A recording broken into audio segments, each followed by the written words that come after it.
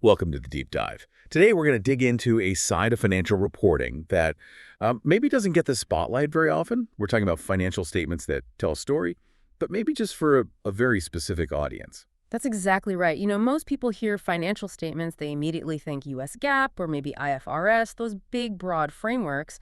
But actually, there's this whole universe of companies, organizations that use something else entirely. Right, and that's what we're diving into today, these special purpose frameworks or SPFs.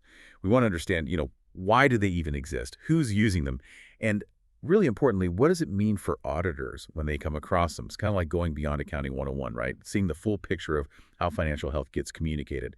So let's start there. I mean, if GAAP and IFRS are so established, why would anyone not use them? What's the motivation for these special frameworks? Well, the core reason really comes down to the purpose and the audience. General purpose frameworks, think GAAP, IFRS, they're built for, a really wide range of people, investors, creditors, maybe the public. They need that broad comparability. SPFs, though, they're tailored. They're for specific needs, specific users. And this is key. They're mainly used by what we call non-issuers. So companies that aren't trading stock publicly on the big exchanges, those public companies, the issuers, they have to use a required general purpose framework. That's the rule. Okay, so it's about public versus private in a way. Sort of, yeah. Yeah. It reflects a different need for communication. Public companies need that wide comparability for tons of potential investors, but a non-issuer might only need to report to, say, their bank or a specific government agency. They need information tailored for that user. It can be more efficient or focus purely on compliance for that specific relationship rather than, broad public appeal. I see. So it's about tailoring. If that's the case, what do these tailored approaches actually look like? Are there like common categories or flavors of these SPFs? Absolutely. Yeah, you can think of them as maybe different lenses for viewing the finances. There are generally 5 main types. 5. First up, probably the simplest conceptually, is the cash basis. Okay, cash in, cash out. Pretty much. It records revenue when cash is received, expenses when cash is paid. Simple as that. But, and this is a neat point, it can have modifications. Modifications. How so? Well, an entity might still be on a cash basis, but decide to, say, record depreciation on its buildings or equipment. Even though depreciation isn't a cash transaction itself, it's still fundamentally cash-based, but with maybe a specific tweak like that to make the statements a bit more informative for their purpose. Interesting. Okay, what's next? Next is the tax basis. This one's quite straightforward. It just means the entity prepares its financial statements using the same rules it uses to file its income tax return. Okay. So whatever the IRS or the relevant tax authority requires, that's what they use for these statements too. Exactly. Very common for entities where tax compliance is, the main reporting driver. Then number 3, we have the regulatory basis. Regulatory. Yeah. Right. Government rules. Precisely. This is used when an entity has to meet the specific reporting requirements set by a regulatory agency. Think of maybe an insurance company reporting to the state insurance commissioner, or a utility company reporting to a public utility commission.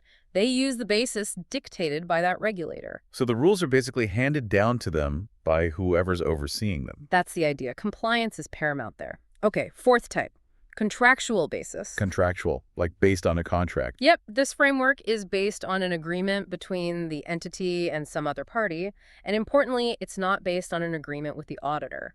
A classic example is a loan agreement. The bank might require the company to prepare financial statements in a very specific way, maybe focusing on certain ratios or metrics as part of the loan covenants. So the bank says, report it this way so we know you can pay us back. You got it. The contract dictates the accounting rules for that specific report. It's very bespoke. And finally, number 5 is kind of a catch-all. The other basis. Other. What falls under other? It's any other framework that uses a definite set of logical, reasonable criteria that are applied consistently. As long as it's a coherent system and clearly defined, it can qualify as an other basis, SPF. Okay, so cash, tax, regulatory, contractual, and other. That covers a lot of ground. Yeah. And you mentioned something earlier, a collective term. Oh, right. Yeah, sometimes you'll hear the cash, tax, and regulatory bases referred to together as other comprehensive bases of accounting, or OCBOA, just a bit of jargon you might encounter. Got it. OCBOA. So the big picture here is really about matching the reporting style to the specific need and user, isn't it? It's not one size fits all. That's the essence of it. Flexibility for specific circumstances. Now, shifting gears a bit, what about the auditors? When they walk into a situation with one of these SPFs, how does their job change? It can't be quite the same as auditing standard GAAP financials, can it? No, it definitely adds some layers. I mean, the foundation is still GAS, Generally Accepted Auditing Standards. Those apply. But auditing an SPF requires some specific additional steps and considerations. Like what? Well, first, the auditor has to really get a handle on the context. They need to understand the purpose of the financial statements. Why were they prepared this way? They need to know who the intended users are. And critically, they need to understand how management decided that this particular SPF was acceptable for these circumstances. Hmm. It's not just about the numbers, it's the whole setup. So really understanding the why behind it all. Exactly. Second, they need to get management to acknowledge their responsibilities, particularly regarding the disclosures. This is huge for transparency. Management has to be responsible for providing a clear description of the SPF itself, outlining the significant accounting policies, and crucially, explaining how this framework differs from GAAP. So pointing out the differences explicitly. Yes. And if the SPF items are kind of similar to GAAP items they might have accounts receivable even if it's cash basis with modifications. They need disclosures similar to what GAAP would require for that item. For contractual basis, they also need to describe any significant ways they interpreted the contract's requirements. Okay. And importantly, management might even need to add extra disclosures beyond what the framework itself calls for if those are needed to make sure the statements aren't misleading. Basically, to ensure fair presentation overall. So the auditor pushes for more clarity if needed. They have to evaluate if what's presented is fair, yes. And one more critical piece. Going concern. Even if the SPF doesn't specifically mention rules about evaluating if the company can continue operating, the auditor still has to perform that evaluation under GAS. They need to assess if there's substantial doubt about the entity's ability to continue as a going concern and make sure that's adequately disclosed if necessary. That's a fundamental audit responsibility regardless of the framework. Right, that makes sense. That's a pretty big user concern. Okay, so after the auditor does all this extra work, understanding the purpose, checking disclosures, assessing going concern, the final product, the auditor's report, must look different too, right? How does it change? Oh, absolutely. The report itself signals that something different is going on. SPF audit reports have specific additional paragraphs or modified wording compared to a standard GAAP report. Okay, break that down for us. What are the key changes? All right, well, first, the opinion. For most SPFs, cash, tax, contractual, other basis, the auditor gives a single opinion, but it's phrased like, present fairly in all material respects in accordance with the specific basis, name basis of accounting. So it names the specific SPF in the opinion. Exactly. But then there's that big exception we touched on. Regulatory basis for general use. If financials prepared on a regulatory basis are intended for general use by anyone, not just the regulator, the auditor has to issue a dual opinion. Dual, meaning two opinions in one report. Yes. An opinion on whether the statements comply with the regulatory basis, and D, a separate opinion on whether they comply with GAAP. That's a major difference. Wow. Okay, we'll need to circle back to that one. What else changes in the report? Often there's a specific paragraph describing the purpose for which the statements were prepared. This is required for contractual and other basis reports. It's also required for regulatory basis reports if their use is restricted just to the company and the regulator. So, spelling out why these specific rules were used. Correct. Then, you almost always see an emphasis of MADL paragraph. This shows up for cash, tax, other basis, and even for that general use regulatory basis before the dual opinion part. Its job is to basically wave a flag for the reader. It points out that the financials are prepared on a special basis, refers them to the note explaining it, and explicitly states this basis is not GAAP. A clear warning label, almost. Kind of, yeah. A very important clarification. And sometimes you'll also find an other matter paragraph. This one is used specifically to restrict the use of the report. It's required for regulatory basis reports that are not for general use, restricted use, and for other basis reports if those criteria are only really suitable for specific named parties. So it literally says, hey, this report is only for these folks. Pretty much, yeah. It spells out who the intended users are and says it shouldn't be used by anyone else. Okay, that's a lot of potential additions and changes. If I'm just, looking at one of these reports, what are the most obvious visual cues that I'm not looking at a standard GAAP report? Good question. A few things would likely jump out. First, as we said, the emphasis of matter paragraph clearly stating it's not GAAP is a big one. Second, and this is really interesting, the titles of the financial statements themselves. The titles, like balance sheet. Exactly. Under an SPF, you generally can't just call it a balance sheet or income statement without some modification. Those terms strongly imply GAAP. So instead, you'll see titles like Statement of Assets and Liabilities arising from cash transactions, if it's cash basis, or maybe Statement of Revenue and Expenses income tax basis. The title itself signals the special framework being used. Ah, that's clever.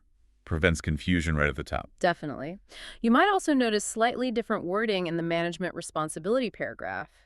If management actually had a choice between frameworks, like choosing cash basis over GAAP, the report mentions their responsibility for determining that the chosen framework was acceptable. Okay. And you mentioned the emphasis of matter paragraph has specific things it says. Right. It typically hits 4 points. 1, indicates the statements used in SBF. 2, refers the reader to the note describing it. 3, states it's a basis other than GAAP. And 4 often states the statements may not be suitable for other purposes. And the other matter paragraph for restricting use. Yeah, that one's very direct. Mhm. It will literally list the intended parties like the board, management, maybe the bank or regulator, and state clearly that the report is intended solely for their use and shouldn't be relied upon by others. Very explicit. Makes sense. Now, back to that regulatory basis for general use, the dual opinion one.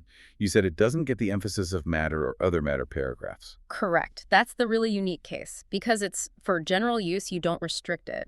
And because you're already providing a separate explicit opinion on GAAP, which might be adverse, as we'll see, you don't need the extra emphasis of matter paragraph just to say this isn't GAAP. The dual opinion itself makes the situation crystal clear. Okay, that distinction is critical. One last wrinkle. What if the law tells the auditor exactly how to write the report? Ah, yes, prescribed reports. Sometimes a law or regulation dictates the exact wording or format. An auditor can only say they followed GAS in that report if the prescribed report contains, at a minimum, the essential elements of a standard audit report.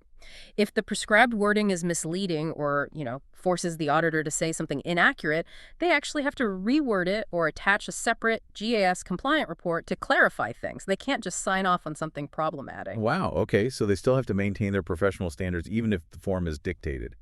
This is fascinating. Can we maybe walk through what one or two of these reports actually look like? Put some meat on these bones? Absolutely. Seeing examples really helps clarify things. Let's take 2 common scenarios.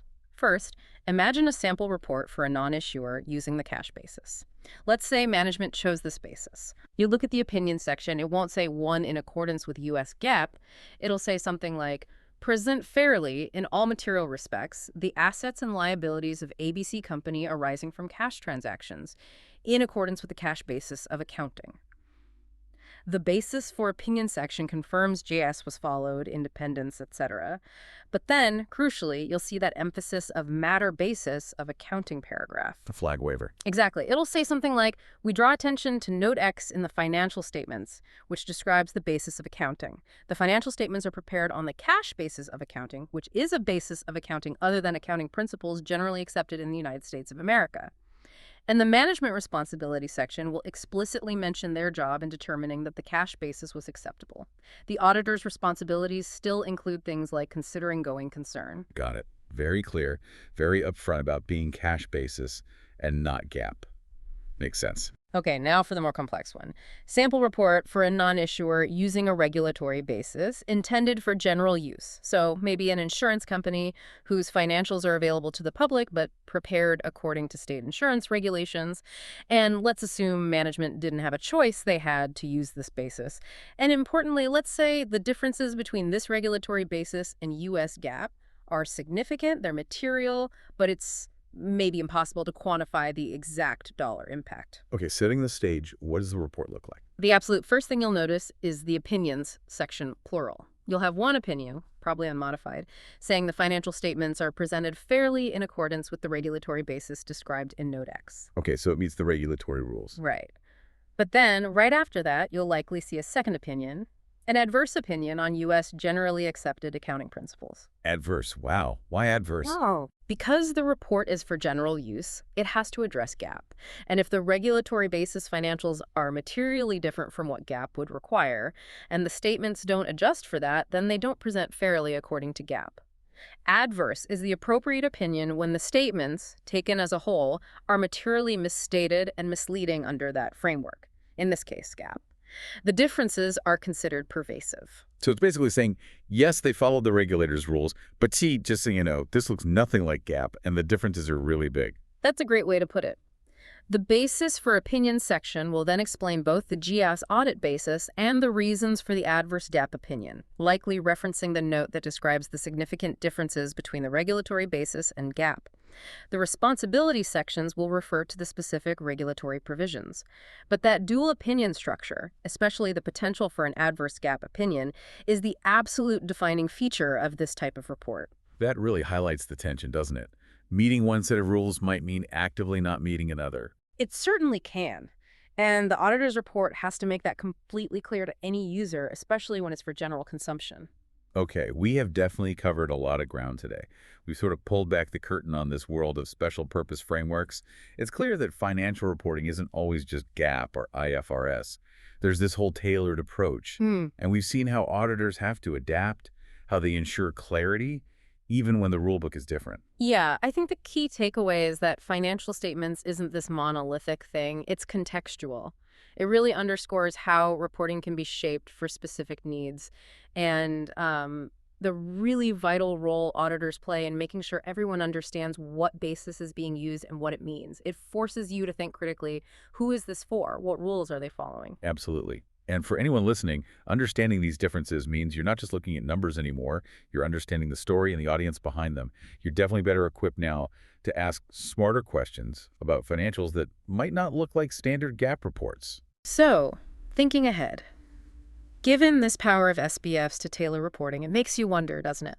How might this flexibility be used, maybe responsibly, for totally new industries or unique types of organizations popping up in the future?